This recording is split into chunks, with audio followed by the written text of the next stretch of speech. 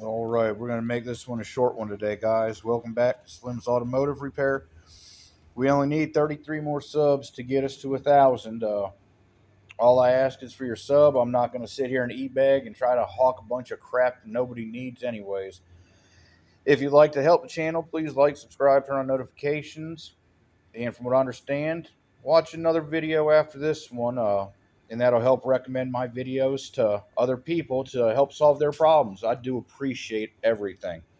So today we have a 2020 Volkswagen Jetta manual transmission. Don't see a lot of them. Love it. I think more cars need to be manual anyways. So we're going to go ahead today. I had a request from a viewer wanting to know how to reset your oil life. So first off, you're going to jump in the car or not. Doesn't matter. Whatever's comfortable. And you're going to see that little odometer button. Now it's only going to work with an analog style instead of a digital dash. You're going to hold this down just like that.